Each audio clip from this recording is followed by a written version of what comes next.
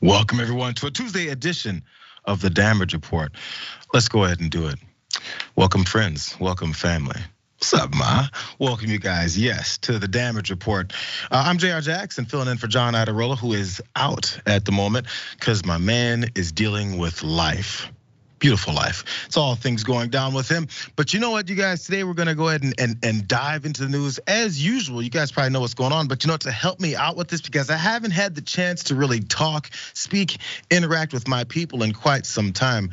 I'm a little bit fiending here. So here we go. David Shuster joins me on the program today. Yes, that David Shuster. What's going on, David? How you feeling? Way out there?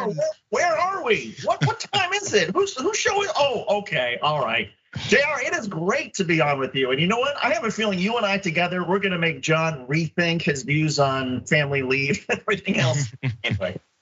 Hopefully, I mean, in one way or another, either good or bad, we're gonna find it for sure as we dive into this stuff, you guys. Just full disclosure, you guys. As you guys know, I do the watch list as well. And as we did that daily show on the regular, David and I would chop it up, get into things. So let's really fast, David. I don't think I didn't see the Michigan colors that you're rocking today. You do it purposefully when you come around me. I was actually gonna wear SC things, but I'm not fully sure yet what's gonna go down. I have to follow it closer. But are you feeling good about the season first for all those Michiganders out there, and maybe those Buckeyes need to be worried? Feeling great. I think this will be Michigan's best team in 80 years. They are so loaded. They are so stacked. They are so motivated. I mean, it should be a cakewalk through the Big Ten and then all the way to the national championship. The question is, can they beat Georgia? I think they will. I think this Michigan's just gonna roll. I think they're gonna win most games by 40 or 50 points and then beat Ohio State by another 30 again. It'll be a great season. I continue to have a soft spot for Michigan, my number 2 choice. Just, I have to tell you guys every time. Thank you again for being with us. Let's go ahead and jump into this, because you know what else should be a cakewalk is what's going down with Donald Trump and yet more indictments. Let's go. One more indictment that I think this election's over. One more. I did everything right and they indicted me. They indicted me just again. Yes, Donald Trump now up for more indictments. Yes, 91 crimes and 4 criminal cases now for Donald Trump. 4 different jurisdictions, and now with this Georgia indictment coming public, this is just yet another. So Donald Trump and 18 other allies were indicted in Georgia on Monday over their efforts to overturn the 2020 election. Yes, we've heard about these things, from the Raffensperger phone call to trying to change up electors to lying about what people are doing and voting machines and everything else that they could possibly do. That's what Donald Trump is now up on. Let's go to some of these details, because it got even further now, because it's looking like a criminal enterprise type of association that's going on just to keep him in power. Let's jump straight into this from the AP. The nearly 100-page indictment details dozens of acts by Trump or his allies to undo his defeat. That includes beseeching Georgia's Republican Secretary of State to find enough votes for him to win in this battleground state, harassing an election worker who faced false claims of fraud, and attempting to persuade Georgia lawmakers to ignore the will of voters and appoint a new slate of electoral college electors favorable to Trump. In one primary brazen episode, it also outlines a plot involving one of his lawyers to access voting machines in a rural Georgia county and steal data from a voting machine company. Insanity. So again, criminal enterprise type of stuff, because they had so many different angles and directions that they were going about trying to overturn this election, and he's still on that same tip. Check it out. Caitlin Collins is also on CNN talking about some of these other folks that have been indicted. Let's check this out. Is not just Trump's name is on this, but it's the others that are on this. And so we've got Donald John Trump, Rudy Giuliani, John Eastman, Mark Meadows is on here, Jake. Ken Cheeseborough, that's another unindicted co-conspirator in the previous indictment. Jeffrey Clark, that's the former Justice Department official that wanted to be named the acting attorney general, nearly did. Jenna Ellis, the Trump attorney. Ray Smith, another attorney. Robert Cheeley. Mike Roman, that's the Trump campaign official who was handling fake electors in that time period, Jake, from the election to through December. He's someone who's also been part of the, he had met with investigators in Jack Smith's investigation. His name is on here. And David James Schaefer, that I believe is the top former Republican official. He was in a campaign fundraising role. Some names that you guys probably recognize, some big names that you recognize that are on that list as a part of this whole plot, filling this whole thing out. So all 19 of them, Trump and his co-defendants, also had to surrender by August 25th. Yes, surrender for these charges. We'll see how much more of this is gonna go down that way. But let's look at a few more of these charges, Dave, before we let you in on where this could possibly go. Because these are some of these counts that are included and what it is that they did as a bit of a breakdown. Let's check this out. 22 counts related to forgery or false documents and statements. More related to soliciting or impersonating public officers. This is serious stuff. 3 more related to influencing witnesses. 3 more related to election fraud or defrauding the state. 3 more related to computer tampering, another related to racketeering, and another related to perjury. So the idea is, he thinks, as we started off here, that more charges, more me getting more attention, maybe I can get back into the White House. Because again, the whole point here is to avoid all these things that he was trying to do, because he thought the first wave would work. When it didn't, they have to shift to other things. Many of these 161 acts by Trump and his associates outlined in this Georgia indictment, they've already been seeing a lot of attention, as we talked about. We've heard the perfect phone call and just find me 11,872, whatever he said, more votes. That's one more than we need. It's all been out there in plain sight. Now, finally, we have actual indictments coming that way. Before we get to more of those charges by Trump specifically, first thoughts here, though, David. We see it over and over again. As we talked about, 91 different criminal counts and all these things, 4 different indictments, how many different jurisdictions. But the thing is they keep coming with this positivity. Is it all fake? Well, what's so interesting, Jayar, is if you look at the federal indictments, which were very sort of narrow, precise, pointed, and it looks like down in Georgia, Fani Willis took more of the everything thrown against the wall, and I would argue that she probably got evidence to support it all, but instead of a narrowly tailored indictment, she's going with sort of the gunshot approach. It's a little bit unusual for her to say, as she did last night, that she wants to try all of them at the same time. That's sort of unfathomable. However, the one thing that sort of jumps out to me, Jayar, is that as I was reading about this, the racketeering laws are actually, it's easier to prove racketeering and convict somebody in racketeering under Georgia law than it is literally under the federal statutes. Georgia is one of those sort of oddball sort of states in a way on this, in which the laws, it's a lot easier for a prosecutor in Georgia than most other states when it comes to racketeering, and certainly easier than the federal government. So I used to be of the mindset that, well, you should always let the federal cases go first, and local prosecutors wait their turn, and then they bring their cases. But at this point with Donald Trump, go for it. If anyone else feels that she has the evidence to prove all these different counts, she should move forward. Let's go to actually graphic 4 now, because you point out the racketeering charges. And this is the thing, people have pointed out and said how Trump acts and tends to look like a bit of a mobster character, and it's all coming together really fast because he's been charged with violating Georgia's Racketeer Influence and Corrupt Organizations Act. Yeah, everyone else knows that as RICO from watching mobster movies. And this federal version of the law was originally designed to prosecute mob bosses who were leading complex criminal enterprises. Georgia's version, which is one of the most expansive in the country, as you pointed out, David, allows prosecutors to weave together several alleged crimes, and in this case, conspiracy to defraud the state, false statements in writings, impersonating a public officer, forgery, computer theft, and dozens of other charges, all into one, which would carry up to 20 years in prison. More things that would potentially scare this guy. And as you guys heard them go through all these people, their names, I mean, there was a couple that stood out. Maybe the primary one was Rudy Giuliani. Here's the charges on this guy.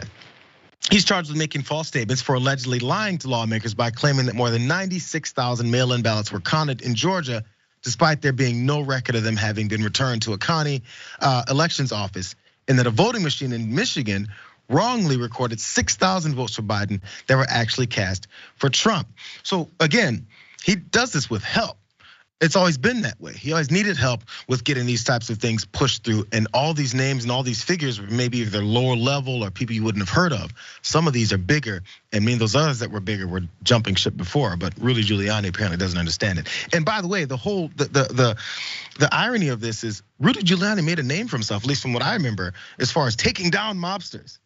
Now he finds himself working with one. Am I wrong on that? He was known for taking down mobsters. Right. No, as U.S. attorney in New York, he took down a lot of mobsters and mafia figures using RICO statutes that were applicable to federal law. Now he's going to face even more RICO stuff down in Georgia. It's just look, I'm satisfied to hear that Rudy Giuliani, Jenna Ellis, and some of the other sort of cronies around Donald Trump now have to deal with this headache. It's new for them. Obviously, Donald Trump's been indicted here other times, but for them to now have to think about going to Georgia and dealing with defense lawyers and all that, that's a really big pain in the you know what. As for Donald Trump, I think, the takeaway is it's probably nothing new to him, except to the extent that, as we've said before, he can pardon, if he wins the presidential election, he can probably wipe out the federal indictments, but he doesn't have that authority over New York and Georgia. And that's why I think those two cases remain important. So as you guys could imagine, let's go ahead and shift gears to what Donald Trump is saying in response. It's probably similar to what you've seen before. As we read through this, no, I will not bleed it the way that John likes to, but I don't have a very good Trump impression, so I can't. But this is what he truthed out over on Truth Social in response to this. So the witch hunt continues. 19 people indicated? Is that what he wrote? I'm just reading it. Maybe I did it wrong. He said indicated. As my brain flipped, indicated tonight, including the former president of the United States, me, by an out of control and very corrupt district attorney who campaigned and raised money on, quote, I will get Trump. And what about those indictment? There you go. Indictment documents put out today, long before the grand jury even voted, and then quickly withdrawn. Sounds rigged to me. Why didn't they indict 2.5 years ago? Because they wanted to do it right in the middle of my campaign witch hunt. Well, I don't know if he's indicated or indicted, but one of those things he's upset about, maybe both. He went on more because he's making their case for them, of course, because he won't stop effing talking. He says a large, complex, detailed, but irrefutable report on the presidential election fraud, which took place in Georgia, is almost complete.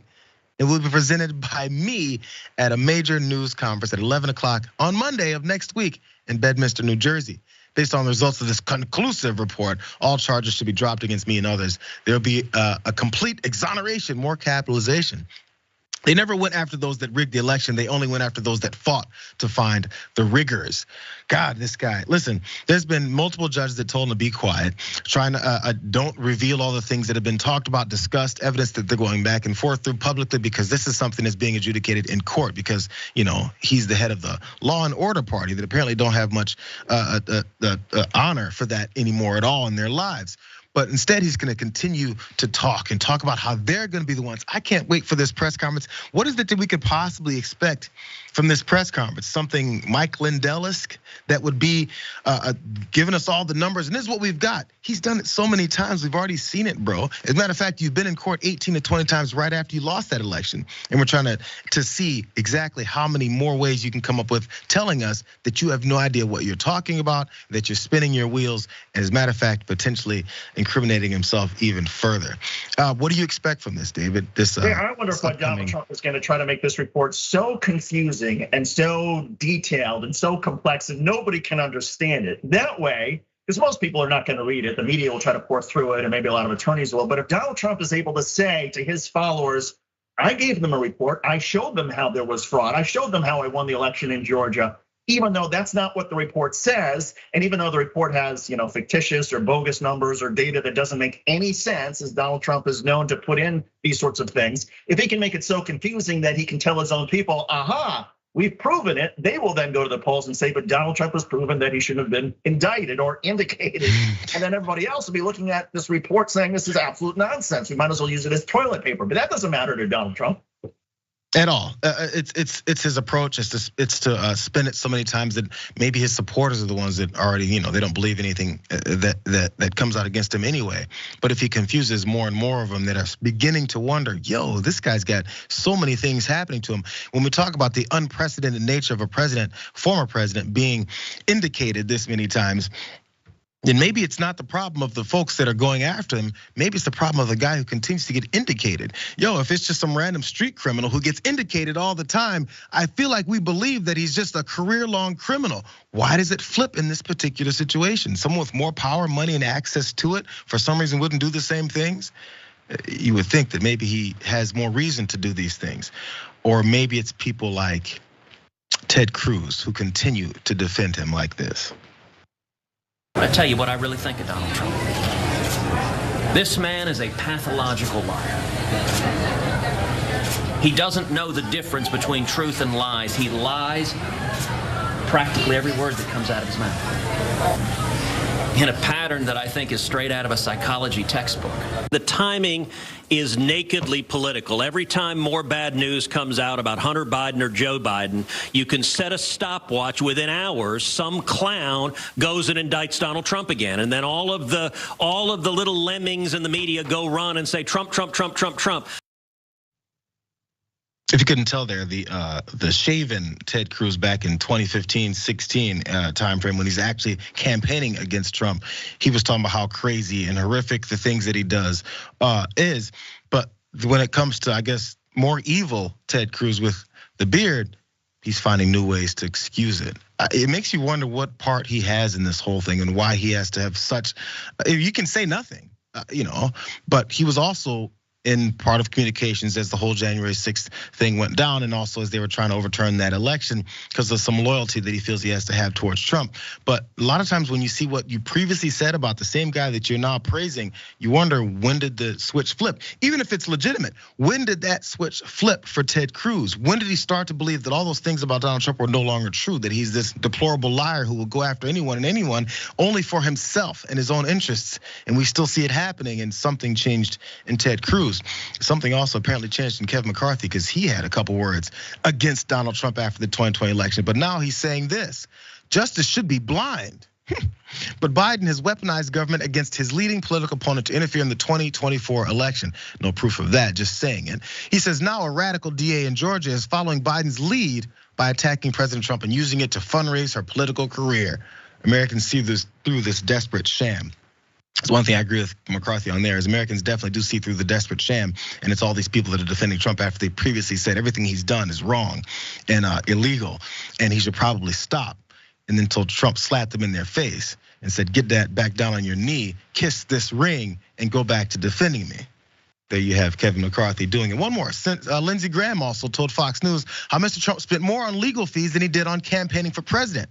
Mr. Graham had attempted to avoid testifying before Fulton County District Attorney Fonnie Willis's team as she probed into Trump's attempts to overturn that election in Georgia, but ultimately testified in November of last year. So he's been running from it as well, because again, he had more parts in this whole thing. Lastly here, Shuster, I guess we always ask these questions. These folks that are trying to defend and stand up for him, even though we've seen them say the opposite in the past, and probably will say it later once he's finally hit some nails, when he's nailed against the wall on these things.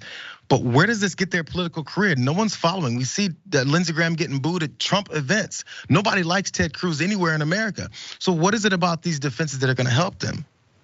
That's a great question. That's the golden question. I think you nailed the point, and that is they are putting their finger up in the wind, and they're feeling which way the wind is blowing. And even though they know that they're going to get booed at Trump rallies, and that they don't want Donald Trump to sort of be leading those sort of boos and to be leading the character assassination. So Lindsey Graham, Kevin McCarthy, Ted Cruz, I'm sure they would like nothing more than for Donald Trump to get hit by a bus or die of a heart attack, or suddenly have the poll numbers show that Republicans don't like that he's been indicted 4 times and they're no longer going to support him. Because I'm sure that the way these people really feels that Donald Trump is a clown.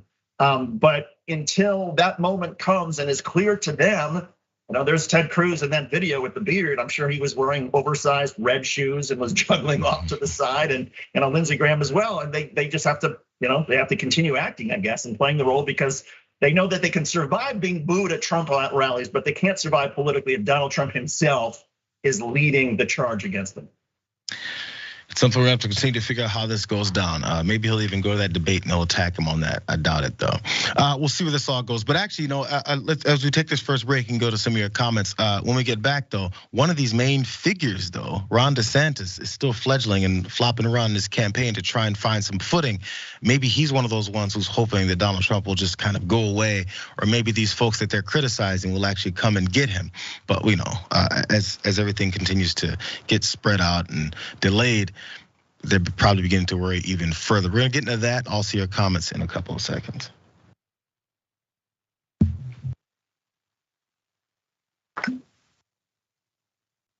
Well, hey, what's up, you guys? That was quick. Back on, John doesn't read your comments. I read your comments. I hope, John, by the way, if you're watching, what's up, brother? Hope you're doing okay.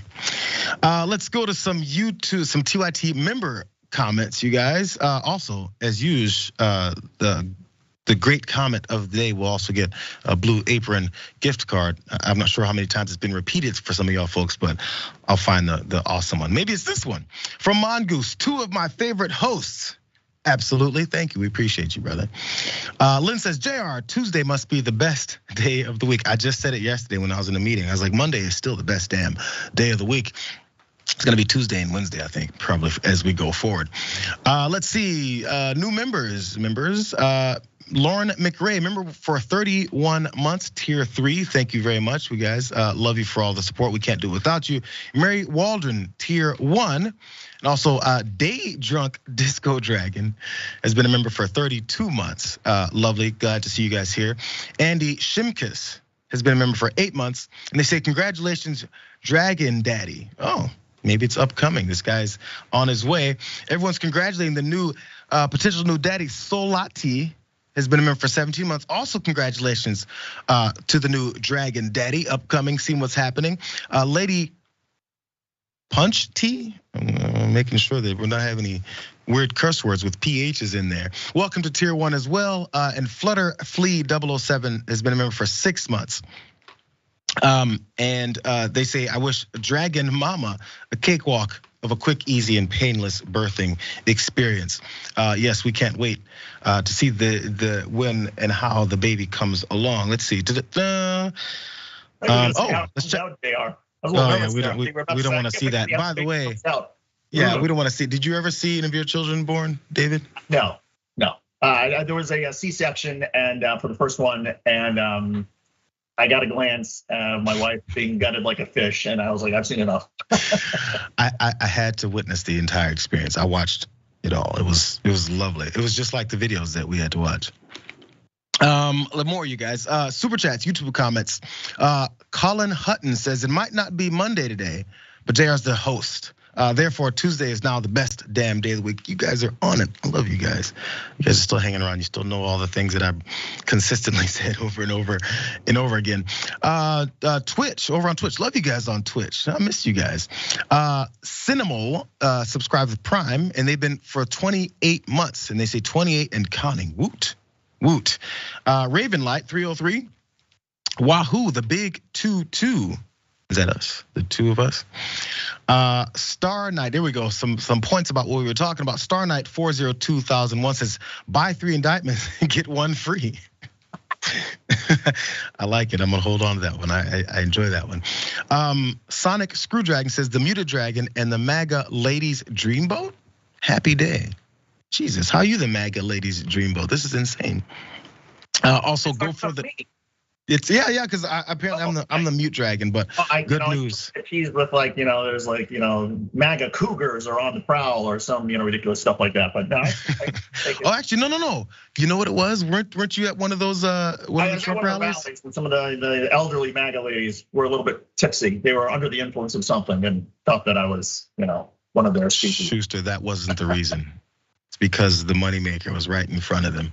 Lastly, a creative pixie says he claims to be going to prove his innocence in a press conference next Monday. Well, I can't wait for that proof, and I can't wait for the clown show that will ensue. Maybe he'll do it in front of some kind of lawn care place.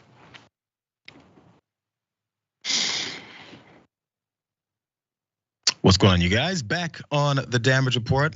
Jayar Jackson in for one John Iadarola. We're just talking about Trump's indictments, more coming, this time out in Georgia. They've come to real fruition, and now he's having to deal with more. But what about Ron DeSantis? How is he responding to things? How is he doing? Maybe he's now, his campaign is now gone into full ascent, and he's doing great. Or maybe he's not. Let's jump right into this. Ron DeSantis' campaign continues to sputter along, and as it does, he's finding a little bit more opposition from people who previously supported him, but they're still trying to find ways to still like him. One particular case here is one Richard Gonsmart, and he's the head of a big restaurant chain, 117-year-old restaurant chain, and he's not very happy with Ron's migrant plan that's actually quite hateful. He didn't know it actually hit his doorsteps. And this is what he has to say in response. This owner of this 117-year-old Florida restaurant chain was forced to fire undocumented staff who had worked for his family for decades after being fined $500,000. The Miami Herald was reporting this. He's a strong supporter of Florida Governor Ron DeSantis, but he told the Herald that DeSantis' immigration crackdown has gone too far and that he wants stronger protection for migrants. Yo, pause. So this strong supporter of Ron DeSantis, a big restaurant chain owner, is upset because Ron's plan that he probably supported when he did it came to his effing doorstep. Now it's a problem. Let's continue on with this hypocrisy. Because DeSantis, he did sign this law back in May, and it requires businesses with more than 25 employees to check their eligibility using E-Verify. And Gonsmart runs that old restaurant chain, and they definitely have more than 25 employees. So when they went and checked it out, he was quite heartbroken at how this happened. Gonsmart was forced to fire 19 of his employees in 2021 after federal immigration officials showed up at one of his restaurants and discovered non-compliant work documents for those staffers. 7 of them had worked for Gonsmart's family for decades. It was like family. This is what he said. We think they're legal, but when they had to check, we found 7 people who had been with me for 30 years. What were they doing? Gonsmart, they were paying taxes. They had children, grandchildren, and we were required to terminate them. Is what he told the paper. So again, as we always see it, people don't really understand how these things affect everyone else until they're affected by it, because they think they're above anyone. So this whole line about how this superiority complex and I'm backing Ron DeSantis because he's coming after those dirty migrants, until they're your friends, until they're like your family that worked for you for 30 years. He pointed out that they pay taxes. How many Republicans have been talking about how migrants come in here, pay taxes, contribute to the American dream, and then get treated like garbage? Not many of them until they actually have to get rid of them, and then they're hurting and their bottom line, and they're having to look for more folks, or maybe someone else that they don't have to exploit for certain types of wages have to deal with it. I want to discuss this part of it before we go further into the stumbles that Ron DeSantis' campaign is taking. Your thoughts on this first, David?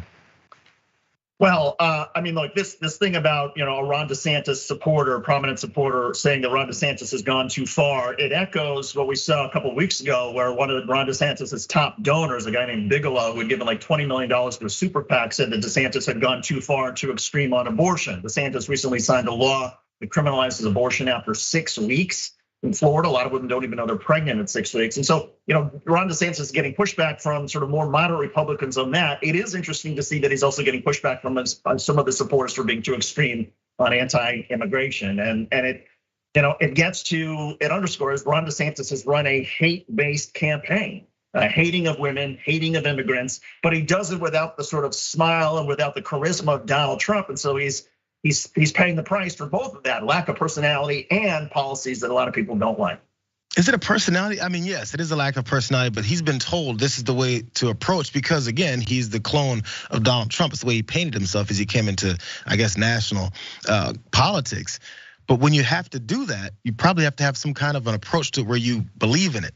Who knows where he believes in it? He just thinks he has to go with this most iron fist approach to all these things. And now folks that are actually affected by it, it might illustrate just how much he doesn't understand how it works. It may be for them too, because he's got other stumbles that are happening along his campaign. After he's reconfigured his leadership group, I believe his new chief of staff is someone that's never run a campaign before, and people are beginning to wonder. And we know pundits, Republican and conservative pundits, are the ones that help shape the way that their followers and these voters believe in them and what they think they're doing. They're beginning to turn too, starting here. DeSantis has done the reset, then he did the reboot, then he did the retread. Maybe he's getting ready for the retreat, but he fires the campaign manager today. There's turmoil in there. You can tell it's just not happening, right? He's not getting traction. And when he came out and said, oh yeah, Trump definitely lost and Biden's a legitimate president. I think that'll take him down to single digits. Take you down to single digits real quick. Again, we know, Bannon is all about Donald Trump, and anyone who challenges Donald Trump, he's gonna eventually jump back towards them as well. So Ron DeSantis is making enemies where he doesn't really want to. But also, by the way, Charlie Kirk, another big Trumper, is talking about this as well, but he still has a little bit of hope left for Ron. It's just maybe not right now. Watch that. This was not the time for DeSantis to run. You and I both knew this. We tried to sort of warn the governor, indirectly ahead of time that 2024 wasn't really his time. 2028 would be his time. How can he flip the script? And I haven't really thought about it, but until what you said, and that would be the perfect way. He could gracefully bow out. He could prevent himself from becoming an also-ran and, an afterthought. He could do all of this plus donate this $130 million, not to Trump, but to what TPUSA and other conservative groups. All kinds of ideas coming for Ron DeSantis. Bow out, leave, come back in 4 more years, figure this all out for yourself. But you look like you're taking one for the team. You'll hand over whatever cash to super PACs and continue to support Donald Trump, and you'll look good, and we'll set you up perfectly.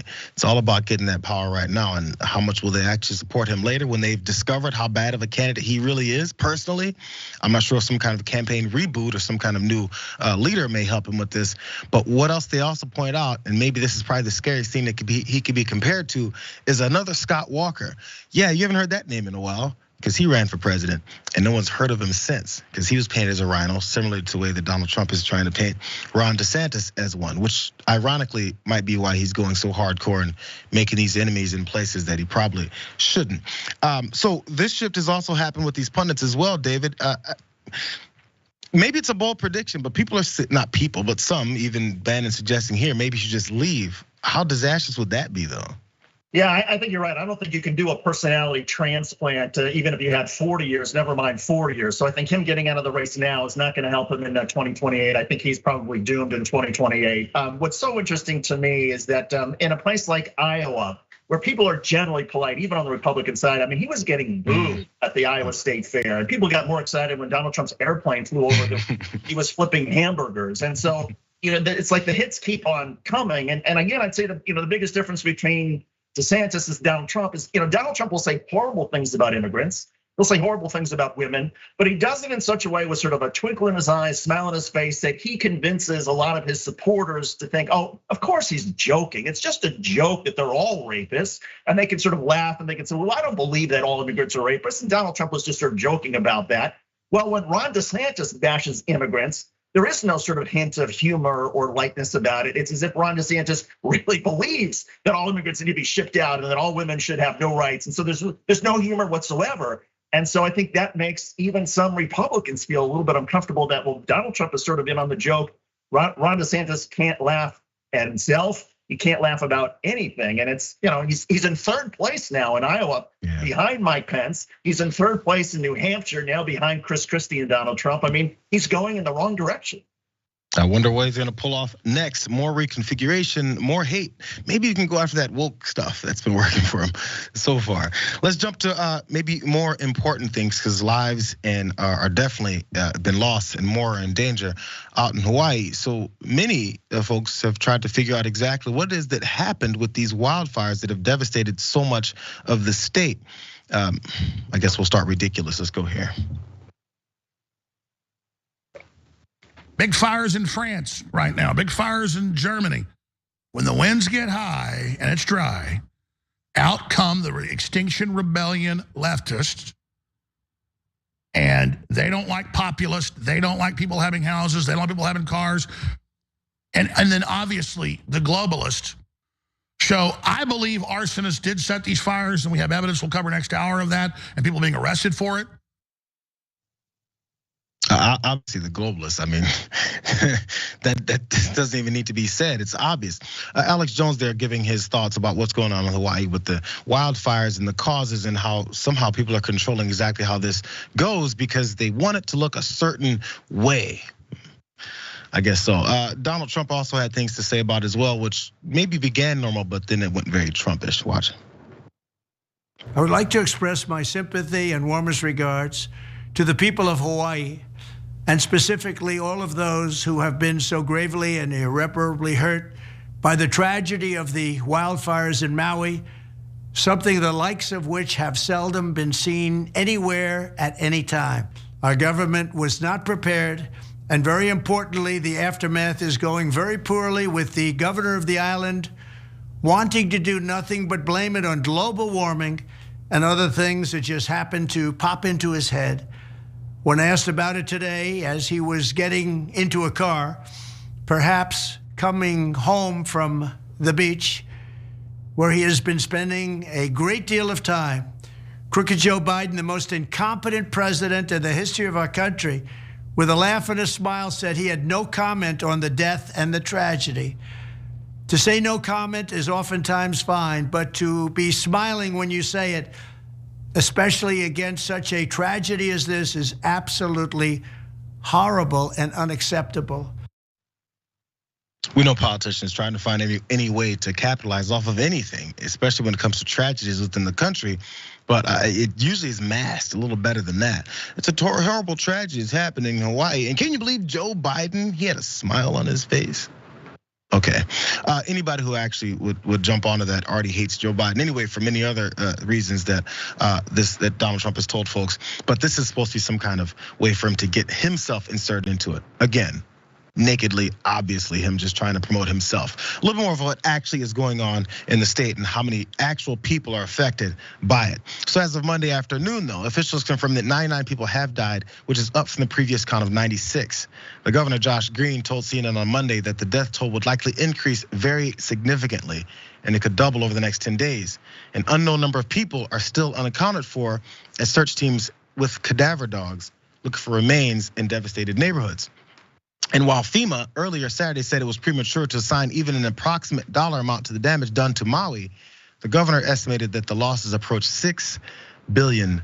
A little bit more, firefighters have made progress against the 3 largest wildfires, but the deadly fire in hard-hit Lahaina, I hope I said that right, covering more than 2,000 acres, was only 85% contained by Sunday afternoon. Let's check out this picture that was tweeted out about the difference between one before and after. It looks like it's out of some kind of a apocalypse movie, and we've seen that in California and other places when we had wildfires happen. So a little bit more for what the government is doing, though. David, you spend any time in Hawaii and the dryness of what is that's happening? It's very similar to the things that happen out in California, but the devastation that's happening there, of course, is affecting the folks who live there versus how much tourism is coming in and out. So I was in Maui 15 years ago for vacation and went to Lahaina and went to some of the resorts that are 30 miles sort of to the south. It's hard to imagine that a place like that you associate with sort of tropical and rainforest in certain areas and then volcano and dry in others, that would suddenly become this sort of inferno so quickly. But it sounds like a lot of people, the winds came in. The winds then shifted directions before people had a chance to realize what was going on. Nobody sort of knew how to escape. And before anybody got any sort of warning, they see smoke and flames literally down the block. And then they pull into the sort of main road and everybody's trying to leave. And there's a traffic jam and the flames are getting closer. Yeah. And some people then abandon their cars and run to the water. It sounds like an absolute nightmare, and certainly was a nightmare. And unfortunately, with flames this intense, and I don't want to be too sort of graphic about it, but unless you have DNA of the people who were killed, some of them may not be identifiable, and it'll be hard to sort of make a match. So unfortunately, I think there are going to be a lot of people who have gone missing who will never be recovered. So of course, the next question, or at least the discussion that I'm sure many folks who are opponents of it as well, is talking about the conditions and how it's been facilitated by our lack of addressing climate change issues and man-made aspects of it, but just the conditions that are ripe for this type of thing, and then it could lead to something this huge. Really fast, though, response being from the administration, also FEMA itself. The administrator Deanne Criswell said that the federal government has the quote right amount of personnel on the ground. She says, "We know and we have let them know that we're mourning with them. Nothing can prepare you for what I saw during my time here, and nothing can prepare them for the emotional toll of the impact that the severe event has taken on them." And also, Biden apparently has no plans to visit the state, which in my opinion, it's always been that type of thing. I don't need presidents to show up in disaster areas and roll up their sleeves on their collared shirts and say, we're doing something. You can do something, you can send people who actually do something. Your ass being there has nothing to do with it. But this is what was tweeted out from Biden. FEMA's temporary sheltering assistance is now available for residents who were displaced from their homes by the wildfires, allowing survivors to shelter in hotels or motels temporarily as they develop a long-term housing plan. And we're laser focused on getting aid to survivors, including critical needs assistance, a one-time $700 payment per household, offering relief during an unimaginably difficult time. We have staff on the ground dedicated to helping survivors navigate the registration process. We saw when when COVID hit and then some dollars went out, $700. I don't know, man. I don't know, and how much it can do for them. And I don't have the numbers behind what it could be and what it should be. But again, this island, this state that is run through all this tourism and everything, but folks who have lived there and maybe are native to the island, I'm not sure how much it's really helping them after how many of the resources get taken out and put towards just tourism in the first place. I haven't been to Hawaii. I always wanted to go. It seems like it's less and less likely to happen. Your last thoughts on this, David? I hope that at some point, JR, that they do open up Maui again and say, okay, tourism is going to be a major driver, and we're going to offer incentive for JR to come out to Maui because it is one of the most beautiful places on the planet. And that's, I think, in some ways, so many people have been there because it is such a beautiful place, and people are so friendly as well in places like Lahaina. It's heartbreaking on countless levels. We'll see where it goes. Hopefully, containment continues to happen, and rebuilding is actually something we're committed to, and not after this week is over. We tend to forget what's happening right afterwards because we're driven in the middle of this presidential candidacy. All right, you guys, let's take this next break. A few more of your comments, but also when we get back, we've got Wisconsin doing something similar that I've seen from back, I believe it was North Carolina. There's folks in office that are elected, but of course the officials that are against it are trying to get them removed because of normalcy, maybe some regularity. We'll do that. We'll do that out in Wisconsin when we get back.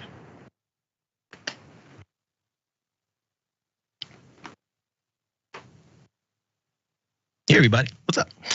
Let's see, what do you guys have? Oh man, you're right, I haven't given out a blue apron yet. We'll see if you guys have something happening here. Bill's Dragon circles the wagon, says, I love when Republicans get hosed by the policies they tried to overthrow the government to implement.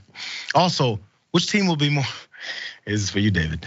Which team will be more overrated and lose to an SEC team in the playoffs in this football season? USC or Michigan is the question.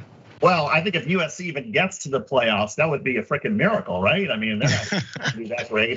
So I'll go with maybe Ohio State will be overrated. They'll lose to an SEC team. They'll lose to Michigan. They may not even make the playoffs. I think Ohio State might lose to Penn State. So we'll see. Which I guess I have a question for anyone. Which SEC team's quarterback just won a Heisman? I'm trying to remember. Can you guys remember? Can you guys remember which quarterback in all of the NCAA has just won? Can't remember. Maybe you guys can. Maybe the next comment, you guys can remind me which SEC team just won the Heisman. Let's go to new members for more. Gail Hefner says, "Hey JR and David, how awesome to celebrate membership and a milestone and John and wife's dragon baby. What other way to celebrate it? We're celebrating here. We're gonna celebrate it for some time, you guys. Also, you guys over on YouTube Super Chats, Matthias Giovanni says, was John's baby born the day all the anti-American Trump cronies were indicted to attack our democracy? Who knows? Who knows? We don't even know if he's gonna get the punishment that he's supposed to get. James Thompson says, a man's place beside her or in the 50s in the bar. A man's place beside her or in, I'm not sure. It's a 50s thing. I wasn't around then. Also, and Limitless 93 gives also super chat. Thank you guys very much. Also, Twitch, over on Twitch. Again, love you guys over on Twitch. We have a minute and a half left. Go for the Nick, large, complex, detailed report. Okay, so he hasn't read it. Again, this is about Donald Trump and everything that he's doing with trying to push back against those charges. Also, a dent hitchhiking dragon says, it's the beard. No longer and grayer Rafe's beard gets, the deeper he crawls up Trump's you know what. This is, of course, I believe, Ted Cruz still going for the grayer, longer beard, looks more evil. Chubbles 678 subscribed. Also, thank you guys very much for 9 months. Dog Breath 65, they subscribed for 23 months. Yukon Man 1 says, been watching much longer, but still almost 2 years subscribed. Fiddlin' Nero says they've given 315 gift subs in the channel. Thank you guys very much. Let's see. Oh, here's one. Burning Bush Dragon says David's right. DeSantis doesn't understand the need or have the ability to put the fig leaf of humor over his hatred. People need that fig leaf to feel like they aren't really bad people. We'll see. Let's see what else you guys have. You guys aren't all over the place commenting so much. So by the way, in case you guys didn't know, There's one school out here in Southern California that has one quarterback that just recently won that Heisman, and we're apparently moving all over the place in the country, moving from our own conference to someone else's to dominate that one too. I can't say I'm a fan of it, but I will say I will continue to follow. You guys will jump back into more stories in just a few more seconds. See you.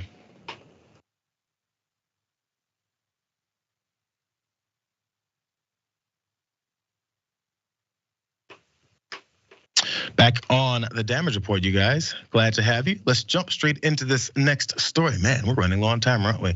Let's go straight into this out in Wisconsin. As politics continues to run on, we'll see as people get elected, some folks just aren't very happy about it. They still have to fight to keep the progress that we then made.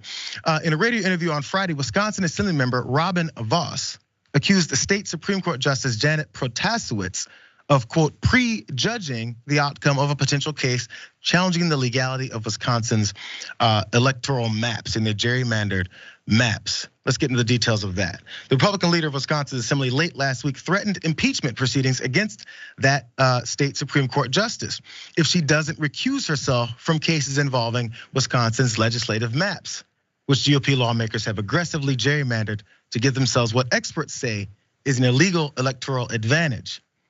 Supreme Court justices in Wisconsin, of course, are elected, and she just won her term in April of this year. Let's check out that by what 11 percentage points, so pretty devastatingly. But now they're looking to limit her position and what is it she can do in that. So the lawsuit that they put forward says this: the Campaign Legal Center, Law Forward, the Election Law Clinic at Harvard Law School, Stafford Rosenbaum, and Arnold and Porter argued in a petition filed with the Wisconsin Supreme Court earlier this month that the state's legislative maps are, quote, extreme partisan gerrymanders that violate multiple provisions of the Wisconsin Constitution. They're pointing out the truth here. The lawsuit demands a redrawing of legislative maps in special elections for state Senate seats that wouldn't otherwise be up for a re-election until 2026. Protasewicz, whose election victory early this year ended conservatives' 15-year dominance in the Wisconsin Supreme Court, was critical of the state's maps during her campaign, calling them rigged and arguing that they do not reflect the people of this state. So what's the reality about these maps and her stances here and now them trying to silence her? Though the Wisconsin Constitution requires legislative districts to consist of a contiguous territory, many nonetheless contain sections of land that are not actually connected. Wisconsin's nationally peculiar practice of detached districts is cited as one of several alleged violations in a recent lawsuit seeking to strike down current Assembly and Senate districts and replace them before the 2024 election. So they're supposed to have all these district maps in one particular, it's supposed to touch at least, so you can have a reason for why it's there. But they keep breaking them up because it's more beneficial to them to retain power, despite the fact that they actually aren't getting the same numbers of votes in that manner. Let's look at this vote share versus some of the seats that they do get. So as you can see, Tony Evers, who had won, had 51.2% here, and the Republican behind him, 47.8%.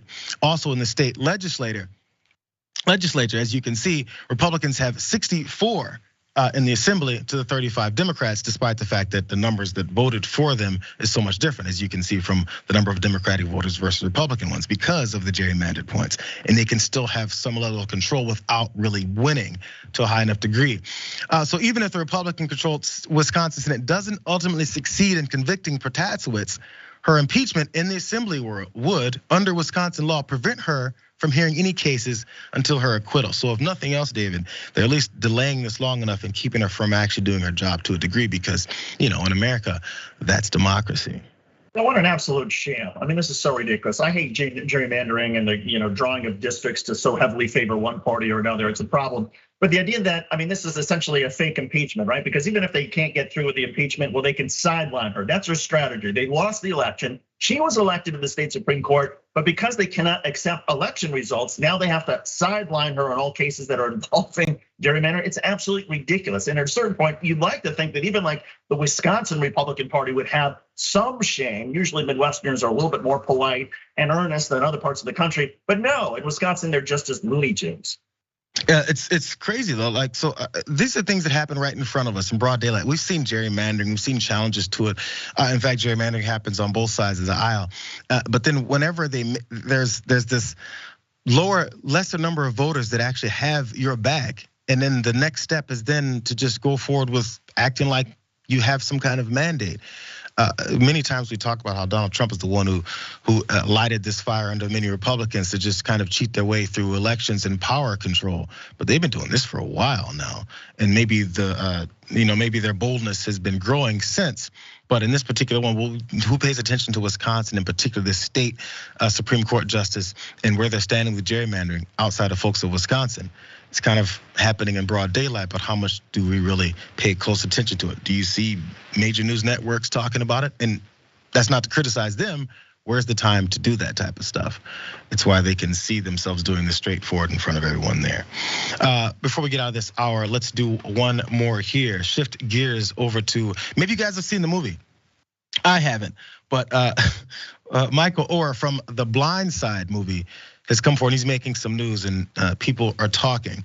The 2009 movie, The Blind Side, about former NFL player Michael Oher, is now getting some new wrinkles because, as we know, the whole story is about how he was adopted by this family and he's propelled to NFL greatness. He's the gentle giant. Well, him now being at the center of this whole controversy is pushing back on that whole thing that they saved his life. Oher asked the Tennessee court on Monday to formally end his legal relationship with the family who took him in, claiming that he had never actually been adopted and had been tricked into signing away his decision-making powers so that family could take tons of money off of his story and his life. Let's go to these details from the New York Times. Michael Oher is 37 years old, and he's seeking a termination of the conservatorship. Geez, when Brittany did this, I fell over that word. Conservatorship that began when he was 18, plus money that he says he should have earned from the movie, as well as an injunction preventing Lee Ann Toy and Sean Toy from using his name and his likeness. This is what the petition was saying. The families of classmates often let Oher, who fell through the cracks of a quote broken social system, stay in their homes, where other parents of Michael's classmates saw Michael simply as a nice kid in need. Conservators Sean and Lee Ann saw something else, a gullible young man whose athletic talent could be exploited for their own benefit. Now, this petition, which was filed in Shelby County in Tennessee, claims that when he thought he was being adopted, the Tuohys urged him to sign a conservatorship in which he relinquished his ability to enter into contracts. The lawsuit also claims that Oher, who started living with the Tuohys at age 16, unknowingly signed away the rights to his life story for that same movie by 20th Century Fox in 2007, just a couple years before it then came out. And also lastly, in Tennessee, a conservatorship is defined as an arrangement in which a court removes at least some decision-making powers and duties from a person with a disability who lacks the capacity to make decisions in one or more important areas. And then it grants those duties to a conservator or conservators or co-conspirators. The 04 order that granted his conservatorship to the Tuohys states that Oher appeared to have no known physical or psychological disabilities. This is something I wondered all the time, David, because I never saw the movie. I'm not sure if you did, but my read on it was something was wrong with the way Michael Oher could handle his business and could see the way he could progress throughout his life. So he needed this help. And again, it's because I didn't pay attention close to the story and didn't see the movie, didn't read anything to the books, anything about it. But the fact that he's coming out now, I think he's dispelling many of those things that people like me thought, just on a very casual level, first of all. And then secondly, they're now fighting back when it comes to this. I'm not sure what this can do for them, but your first thoughts here. Well, I think you're absolutely right. I think he was far more independent than a lot of folks seem to believe, or many of us sort of knew. I didn't see the movie either or follow much about the story, but there was always something about whenever you take a child, now he wasn't a child, but a teenager, and then you turn a movie about them, and your adopted parents, or any parents for that matter, it seems a little bit like exploitation. But I didn't really sort of think much about it. Now it seems that it was total exploitation, that the family was far more concerned about the financial gain, what they would benefit from this movie. And I had always thought, well, maybe they made the movie with his blessings and he was part of it and he encouraged it because he also was signed on to this amazing story. And to come to find out that no, that wasn't the case, that he was sort of snookered into this, and then he doesn't have any sort of financial gain that he's made out of this, and that it's only this family that somehow has benefited, is really disheartening and sad, frankly. There was always a lot of folks who were, I guess, critical of the way the movie came off, and it was, even if it was the hero, the white savior type of movie that was coming through. But this new wrinkle, I think, maybe adds more to that. So of course, the folks who are the targets of this have responded as well. The Tui family. Sean told the Daily Memphian that he was devastated by these allegations, and the family didn't take any money off of the Blind Side film. This details here. He says it's upsetting to think that we would make money off of any of our children, but we're going to love Michael at 37 just like we loved him at 16, is what he said. And at the Blind Side book, author Michael Lewis gave us half of his share, but he maintained that everybody in the family got an equal share, including Michael. And he said that number was $14,000 that each of them got. Also, Sean also said that the conservatorship was a route to helping secure Oher's eligibility to play college football. Also saying that lawyers had advised the family they couldn't adopt over the age of 18, and that the only thing we could do was have a conservatorship. He said that he would have been willing to end it if Oher wanted that. I don't know. At this point, again, 37 years old, Oher is retired. Whatever monies he made in the NFL, I'm not sure the degree or even the relationship he had with the Tuis, I hope I'm saying the name right, throughout the rest of his career really meant a lot, or how much of it they got, or what the relationship really was. But maybe it was strained for a long time, and now we have this new wrinkle to jump on, and I'm sure people are taking sides based off of what we really don't know. So I mean, when it comes to $14K for the movie, and then the rest of his career and getting him to college, I wonder to what degree they did help, or if it started as this positive help this kid out type of thing, and then it turned into this kid just might go pro. People's objectives shift sometimes when they see what's going on, but we'll never really know. Hopefully everyone at least has some kind of a end game here where no one's fully hurt, or their financial status really isn't happening that bad, or they haven't dug into anything in the future for Michael Oher. But he is coming out speaking, at least, to have his own voice. Your last thoughts here, David?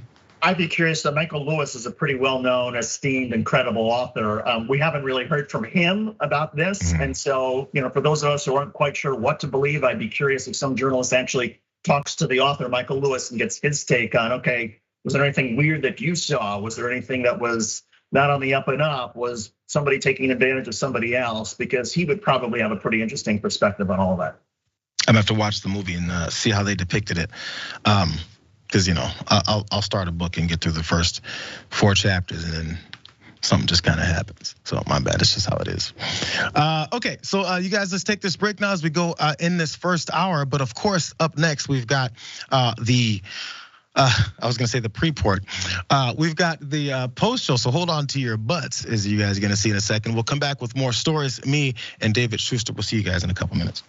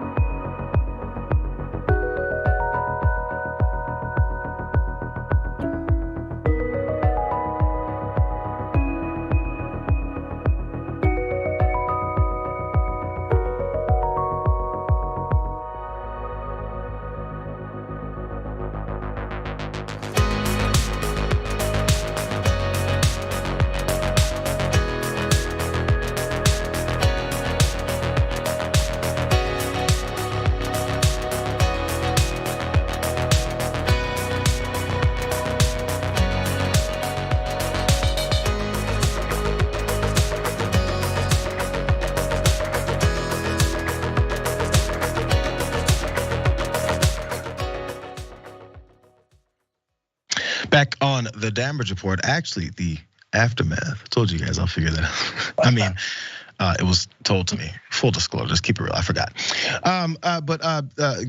Glad to have you guys back. You can now release your hands off of your butt cheeks.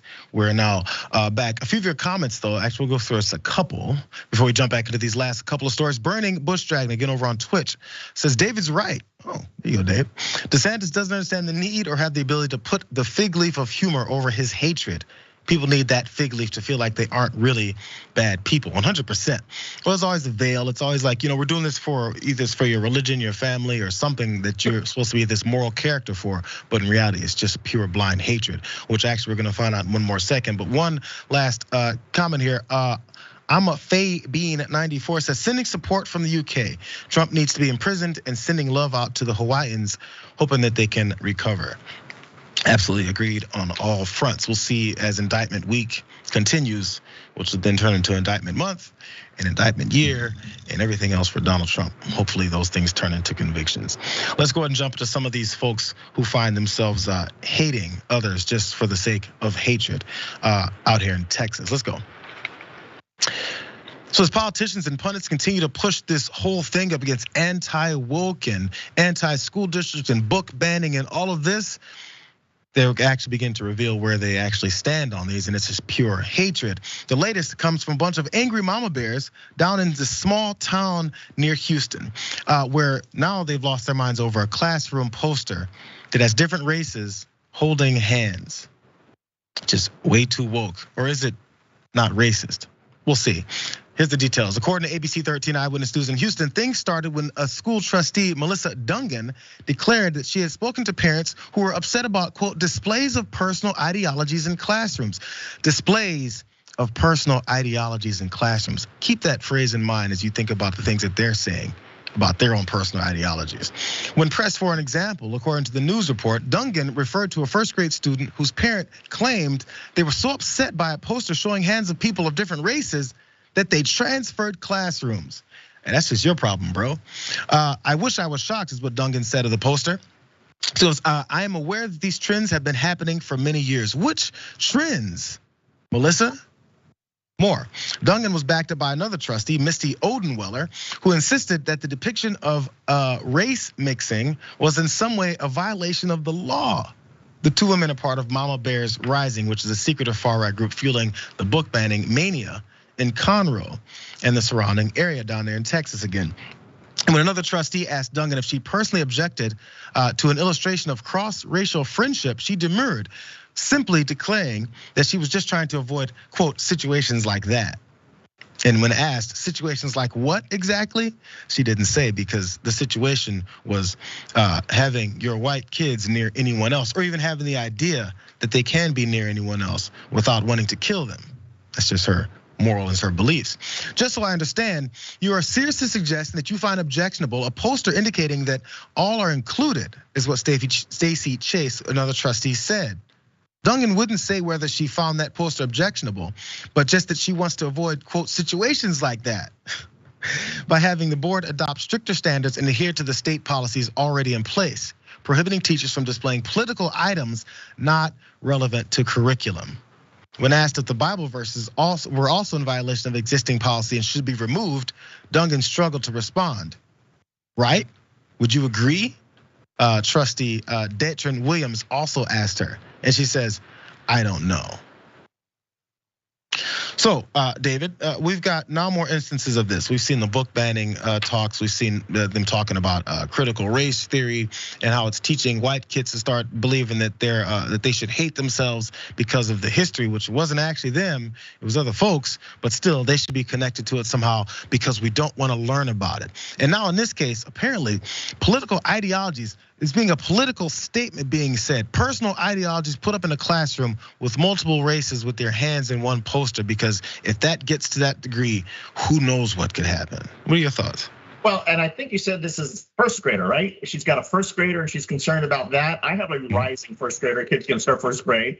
I don't know of any first grader who's gonna pay any notice to a poster of people with their hands together of different colors and their arms around each other. I mean, I suppose maybe if they were, I don't know, grabbing something they're not allowed to grab, I could understand that, but really, that's how tricky it is. So I think what everybody in that school should do is everybody should say is if her first grader is in the classroom, then all the other kids should transfer classes because she is teaching something to her kid, which is an abomination. She is teaching that kid to hate at a time when he's probably an innocent kid, but he's gonna learn from his parents, from his mom, that if somebody is different from you, if somebody wants to sort of be your friend, if somebody wants to be kind to you, you can't do that unless they look exactly like you. And that's racism, that's bigotry, that's xenophobia. And that's what she is teaching her first grader. Come on. It's outrageous. This is the thing, they talk about indoctrination. They do realize that folks have parents at home and that they have things they see and live and experience outside of school. And in their case, it's the opposite of inclusion and loving other folks or accepting people for who they are. And in this case, it's gotten even further. The veils are coming off further. They keep trying to have this, why she couldn't answer the questions. They keep trying to have these approaches to be like, this is a danger upon our children. It's coming for our kids. It's gonna come and hurt us. It's this and it's that. And when people finally peel it away, it's what I always say, just ask them who, what, when, where, why, how. When is this gonna happen? How's it gonna happen? What's gonna happen if your child in first grade sees this poster? Which, by the way, David, I had maybe seen posters like that when I was in elementary school. Don't remember what grade level. But it did stick out to me. And this is where they think indoctrination happens, because you'll see something as normal, like multiple different colored hands in one place and it being a positive thing. In fact, even just an acceptable thing, you can do it if you'd like. That's a problem. That's what they think indoctrination is, because they'll suddenly see this as the norm. What they want to see as the norm is this continued separation. But as soon as, say, like Joe Biden gets into office, what can they not stop talking about? Where's the unity? Where's the unity? We're so divided as a country. Where's the unity? Where's the unity? Well, the unity comes when you actually accept other people. Unity is not just you talking about how everyone else is a horrible human being and that you're the best and you're better and you deserve more than anyone else in this country, land of the free, home of the brave. It's this. They try to mask what their hatred in saying everyone else is doing what it is that they're doing, and it's just not that. It's not even easily hidden. She should be honest and homeschool her kid and say it's because I don't want my kid to mix with anybody who's different. Just be honest about it and then let your neighbors decide if they want to have anything to do with you or whether or not you're going to be ostracized in your community. But to make the public school, to make any school have to sort of go through this nonsense, schools are facing real challenges, whether it's teacher pay, whether it's lack of resources, whether it's safety issues. For a school to have to spend time, any time, defending a helpful poster, which is expressing kindness, is outrageous. And that's taking time away from real issues that elementary schools in particular need to be worried about. We've heard about groups like Moms for Liberty, and in this particular case, Amanda Marcotte over at Salon wrote about some of these connections, because look, these parents at these school districts, especially in these small towns, many times they do get affected or influenced by some of these larger groups. One being the Claremont Institute, which is normally a Republican conservative think tank, but when I guess when they see the opportunity, things open up like this. So this is what she wrote about what it is that the background, which many of these organizations like Claremont influence these type of things to happen. This is some of the folks that work for them really fast. One of the many Claremont alumni is what the New Republic journalist Catherine Stewart profiles is Christopher Rufo, who spearheaded the recent hysteria over critical race theory in education. This is how these things start. Rufo's ingenious idea was to turn it into a catch-all scare term that could be used to demonize any and all forms of anti-racist education, even something as previously non-controversial as a poster depicting an interracial friendship. This is how we got here. Claremont has promoted the work of Costin Alamariu, who holds a PhD in philosophy from Yale and writes under the name Bronze Age Pervert for some reason.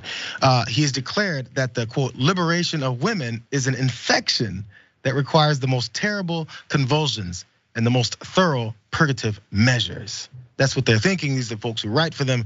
Again, these are the folks that are within that institute, but not necessarily are on this push, but this is their mindset. A little bit more. A frequent contributor to Claremont's online journal who writes under the name Raw Egg Nationalist argues that men and women shouldn't work together in the same spaces and describes Black Lives Matter protesters of 2020 as hideously ugly, malformed people, because whatever his opinion is of folks that he saw on videos has something to do with the stances and the things that are happening. Doesn't matter, always deflect and move to the next hateful line that you can. So this is the approach, this is the types of folks that are fueling this, in case you wonder. the hate is not just something that just comes. As you can see, the same mother who's taking her kid out of this class, it's taught. So many times it has to be untaught, or at least people have to experience what real people actually are like before they realize it. Let's move on to this next one, you guys. You got one more thought there? I was gonna say men and women should not work in the same place. I will agree with that when it comes to me and my wife not working in the same place. But beyond that, the person's insane. The minivan Taliban is gassing up, JR, and they're driving all over the country. The Moms for Liberty are crazy. Yes, Mom for Liberty also put forward that flyer maybe a couple months ago with the quote from Hitler. And one of those leaders went on Fox News talking about how we were quoting Hitler so we could warn you guys about the left. Okay, more on this similar types of subjects. The banning of books. It's also going down here that there's new technology now being involved, including, let's go right here. Educators in Iowa now are using ChatGPT to try and figure out ways to keep up with all these new laws when it comes to banning books and these new stipulations and rules that they have to put in place. This legislation was signed in May by Governor Kim Reynolds, and this is what it does. It bans teachers from raising issues of sexual orientation and gender identity in class through grade 6 in order the removal of all books depicting sexual acts from school libraries. But religious texts, and you won't be surprised, are exempt from that particular book ban because there's sexual acts in some of those religious books, 100%. And also, previous to this law passing, I guess all kids in Iowa that have made it through school have turned into sexual deviants and perverts, because whatever books it is that they're looking to ban must have already been read by someone, and that's what's going on in the state of Iowa. It doesn't have to make any sense, it just has to be hateful. A little bit more, the law requires that school libraries offer books that are, quote, age appropriate. By the way, that's something I'm sure maybe some people would argue against, but the basis for that and the things that they're looking to cut out always cross over more lines than just what they're trying to say they're protecting. Mason City Community School District removed 19 books from its library collection in order to comply with this state law. So they did it with the help of ChatGPT. And Mason City's assistant superintendent of curriculum here told the Gazette that this is what their issue is and why they have to use ChatGPT. It's simply not feasible to read every book and filter for these new requirements. Frankly, we have more important things to do than spend a lot of time trying to figure out how to protect kids from books. It does sound ridiculous, doesn't it? At the same time, we do have a legal and ethical obligation to comply with the law. Our goal here is really is a defensible process. Also, X-Men discussed that the process administrators use to determine which books need to be removed. This is what they pointed out here. She and fellow administrators first compiled a master list of commonly challenged books. Then they removed all those challenged for reasons other than sexual content. And for those titles within Mason City's library collections, administrators asked ChatGPT the specific language of Iowa's new law, which was this: does said book contain a description or depiction of a sex act? If the answer was yes, the book would be removed from circulation and stored. But ChatGPT produced several different results for Popular Science, who tested that AI program to see exactly how it could work under their questions with the same list of the same books. And they asked, do any of the following books or book series contain explicit or sexual scenes? They asked the ChatGPT this question that came up with. Of those 19 removed titles, ChatGPT told Popular Science that only 4 contained explicit or sexual content. Another 6 supposedly contained mature themes, but not necessarily explicit content. And the remaining 9 were deemed to include primarily mature themes, little to no explicit sexual content. So again, David, the main thing we're seeing here is these laws get put into place. They have this rushed a deadline for these schools, administrators, and superintendents to go through and make sure they follow this law. But in reality, as they passed it, the whole point was to pass it and say, yes, we're protecting children. They don't actually care about how it's done. They don't care which books are taken out. They kind of do, because they make sure that their religious texts stay in there. But they want to make sure that these things happen so quickly so they can make sure they go back to their voters that they've conditioned to be hateful and say, look what we just did. Nothing about actually doing anything. Yeah, you know what some of these kids are doing now? And I'm just sort of learning, I'm just sort of realizing, because I've used ChatGPT before. I suppose it's possible now to put in ChatGPT or whatever this thing is called and say, what pages are the most sexually explicit scenes in X, Y, and Z books? So that way you can like just flip through. The kids are going to flip through all the boring stuff and get right to the titillating stuff. Thanks to this ChatGPT thing, they're going to find the most extreme pages even faster. Thank you, Iowa politicians, you conservative Looney Tunes. You've just made it that much easier for teenagers and kids of all ages to find the graphic stuff. Way to go. And even with that thought, David, do you think that if kids want to find stuff that they're not going to go searching for it somewhere? You think they have to go to their school library or even their local library like, let me go through the Dewey Decimal System and figure out how to get my hands on this book because I heard that there was a mention of a boob. Come on, bro. Or they're just going to enter certain keywords and phrases onto their laptops or their devices, their iPads. And I guarantee, especially some of these younger kids, who everyone's so worried about 6 and 7-year-olds being exposed to stuff. If you look at some of the video games the kids are able to watch now, and the people go through and get their heads chopped off and hit with arrows and have arms chopped off and there's blood everywhere. I mean, there's far more graphic stuff to be concerned about through, where your kid is surfing online with some of these video games than anything in some of these books. And it just sort of goes to show, I think that a lot of conservatives seem to be motivated by stupidity. They're stupid, they want their kids to be stupid, so don't let them read. Yeah, well, the whole idea is, again, more power.